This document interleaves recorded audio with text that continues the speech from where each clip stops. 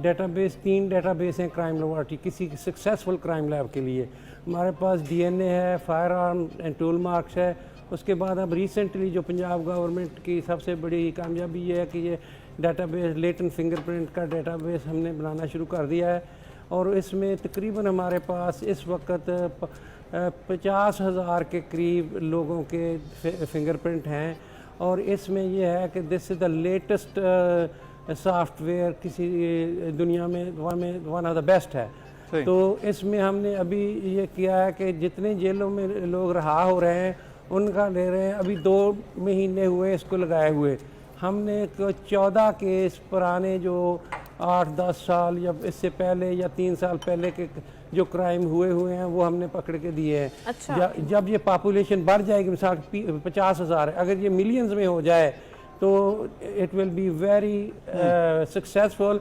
Most of the crime fingerprints are present, तो 80% of the crimes will be solve by this software अगर ये मुझे सारे criminal का डाटा हमारे पास आ जाए तो। सही। तो डॉक्टर साहब, अब ये क्रिमिनल का डाटा इतने ज़्यादा लोगों का तो अभी तक ऑब्वियसली मुमकिन नहीं है, कोई ऐसी कानून साजी नहीं है, लेकिन आप अपने कैपेसिटी में ये सारा काम कर रहे हैं। तो जो डीएनए है, फायर आर्म्स के हवाले से भी आपका सेटअप है, फिंगरप्रिंट्स भी हैं, तो इसमें वेरिएंस कितनी आती है, इसका डाटा कलेक्शन कितना मुश्किल काम है, फिर जो उसकी एक्यूरेसी है वो कैसी है, इस पर भी ज़रा थोड़ा बताइएगा। देखिए जी, ये लेटेंट फिंगरप्रिंट का डेटाबेस है। हमने तमाम जेलों में, मेरा ख्याल है 30 जेलें हैं पाक पंजाब की जिनमें हमने स्कैनर लगा दिए हैं। उसके बाद हमारे सैटेलाइट स्टेशन हैं 8 पंजाब में, वहाँ पे ये आ रहे हैं। डेली हमें कोई 800 से 1000 के करीब डाटा आ रहा है, 1000 लोगों का।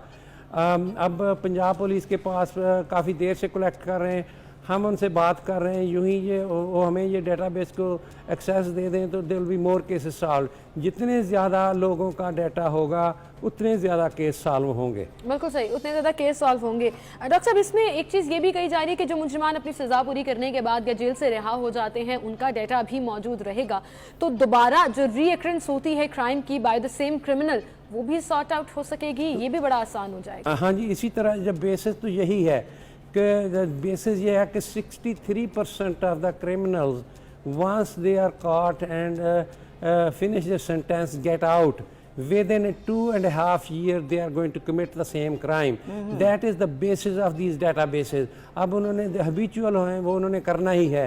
जैसे अब मैं FBI का बता दूं, DNA का डेटाबेस उनके पास 20 मिलियन लोगों का प्रोफाइल है। पिछले 20 सालों में उन्होंने 6 लाख केस सॉल्व किए हैं इस डेटाबेस से, जिन केसेस का कोई अता पता नहीं था। इसी तरह हम कर रहे हैं, जैसे मोटरवे का जो सेक्सुअल असाल्ट मोटरवे पे हुआ था, उसमें हम तो किसी और डायरेक्शन को जा रहे थे। हमने अपना पंजाब फॉरेंसिक साइंस एजेंसी में डीएनए का डेटाबेस बनाया हुआ है। वो लोग हैं जो केस हमारे पास आ जाता है वो हम उसका डाटा बना लेते हैं। उस वक्त हमारे पास सिर्फ 25,000 लोगों का प्रोफाइल थे। अब वो अगर ना होता तो वो केस आज भी अनसॉल्व्ड होता। बिल्कुल बिल्कुल सही बात है, बड़ा मुश्किल हो जाता। बल्कि अभी तो आपने नूर मुकद्दम केस में भी पंजाब फॉरेंसिक एजेंसी ने बड़ी जो है अपने किरदार अदा किया है। तो इस तरह से तो केसेस बहुत से आते हैं पाकिस्तान में रीड साहब, और उनको हल भी करना पड़ता है, प्रेशर भी बहुत ज़्यादा है। तो क्या कोई मजीद एजेंसी, फॉरेंसिक एजेंसी बने, आपकी पंजाब गवर्नमेंट से बात हो, इस पर काम किया जाए, कैपेसिटी बिल्डिंग की जाए, डाटा इकट्ठा करने के लिए मजीद कानून साजी की जाए, ताकि इस पर ज़रा तेज़ी नहीं आ सकी? कोई मुज़ाकरात को बात इस हवाले से हुई हो आपकी? देखिए जी, डाटा कई दफ़ा हमें कोर्ट से भी आता है कि आपका बैकलॉग बहुत है। मैंने सारा, there is no lab in the world which is free of backlog. कोई लैब आप मुझे नहीं बता सकते दुनिया में जिसमें बैकलॉग ना हो। इसके बाद मैंने डाटा इकट्ठा किया कि दुनिया में, अमेरिका में क्या बैकलॉग है।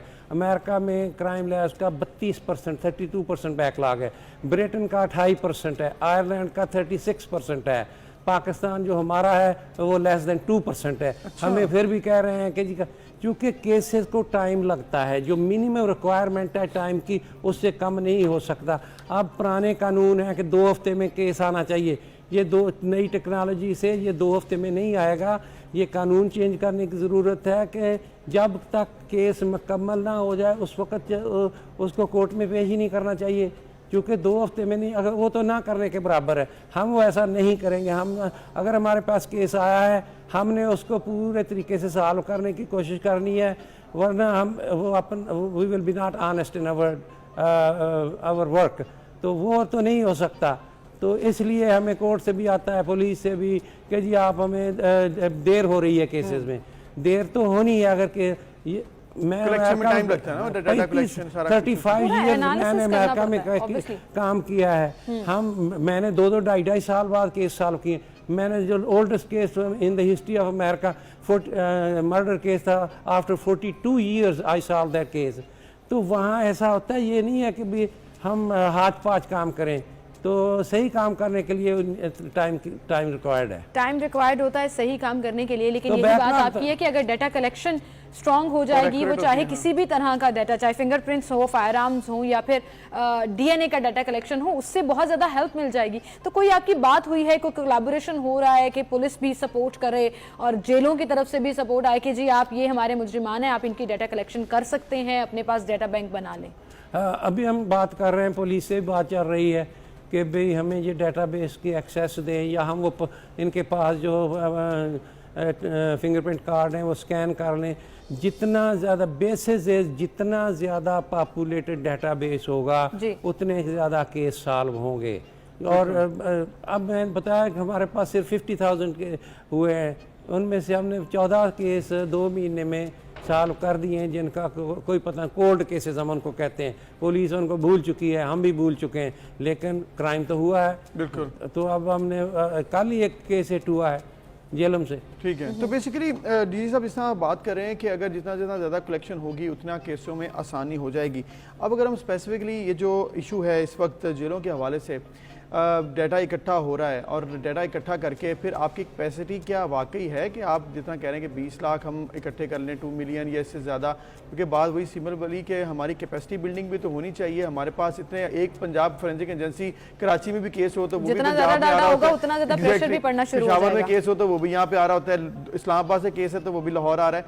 इस हवाले से कुछ डिस्कशन के मजीद कोई एजेंसीज बढ़ाई जाएं, कोई सिस्टम अपना कैपेसिटी बिल्डिंग की जाए? देखिए यार, सुबह अपनी अपनी लैब बनाए इस तरह तो काम चल जाएगा, लेकिन हमारे पास कैपेसिटी और capability Punjab forensic science agency को अगर ज़्यादा स्टाफ और ज़्यादा इक्विपमेंट दे दिया जाए तो you can cut your cast and you can have a better work done by the Punjab forensic science agency. क्योंकि हमारे पास अगर डीएनए एनालिस्ट इस वक्त फिर 50 के करीब हैं। अगर हमें डेटाबेस अगर बनाना है ना सही तरीके से, उसके लिए हमें कोई 2 दर्जन और साइंटिस्ट चाहिए जो वही डेटाबेस ही करेंगे। जो सैंपल आएगा करके पॉपुलेट करते जाएं, डेटाबेस में डालते जाएं, जैसे दुनिया में होता है। जैसे अब अमेरिका में I was part of that database when FBI built this database. तो हमने ऐसे ही किया था कि भी इसको एक सेपरेट यूनिट बना दिया जाता है। वो केसेस जो रेगुलर क्राइम सीन सैंपल्स हैं वो नहीं करते, वो सिर्फ डेटाबेस के सैंपल करके अपलोड करते जा रहे हैं। डेटाबेस बढ़ रहा है, ज़्यादा से ज़्यादा केस सॉल्व हो रहे हैं। बिल्कुल सही सर। ये भी कहिएगा कि ये जो इन्वेस्टिगेशन जैसे जैसे मॉडर्न होती जा रही है, इन्वेस्टिगेशन स्ट्रॉन्ग भी होती जा रही है मुख्तलिफ केसेस में, ये इस डाटा कलेक्शन से थोड़ा हटके सवाल होगा, तो क्या जो अदालतों का ट्रस्ट होता है इन सबूतों पर, जैसे मैंने शुरू में भी बोला कि पुलिस के चालान भी स्ट्रॉन्ग हो जाते हैं क्योंकि अक्सर मुजरिम क्राइम कमिट करते हैं, लेकिन चूंकि इनफ सबूत या चालान स्ट्रॉन्ग नहीं होता तो उनको छोड़ना पड़ता है। तो क्या इस तरह की जो टेक्नोलॉजी बेस्ड इन्वेस्टिगेशन है ये इंसाफ को सही यूजेज होता है, इनका इंसाफ फराहम करती है? देखें जी, अब DNA, every human being on this planet is unique, तो दैट्स अ बेसिस। इसी तरह फिंगरप्रिंट दुनिया में किसी दूसरे के नहीं हो सकते। इसी तरह फायर आर्म, जो गन, एक गन है उसमें से जो गोली निकली है या कैसे एम्प्टी है, वो किसी दूसरी गन से नहीं मैच करेगी। वो तो उसको हम मैकेनिकल फिंगरप्रिंट के, इस तरह की जब साइंस है, जब फिजिकल एविडेंस है, कई दफ़ा यहाँ कहते हैं जी आई विटनेस चाहिए। आपको भी पता है, कोर्ट्स को भी पता है, पुलिस को भी पता है, पब्लिक को भी पता है कि वो झूठ बोलते हैं जो आई विटनेस है। तो इससे बड़ी, साइंस से बड़ी कोई एविडेंस नहीं है। मैं पहले भी कह चुका हूँ, 35 साल का मेरा तजर्बा है, 35 ईयर्स इन अमेरिका। हमने तो कभी आई विटनेस देखी नहीं, वहाँ पे सारा काम साइंटिफिक एविडेंस पे होता है।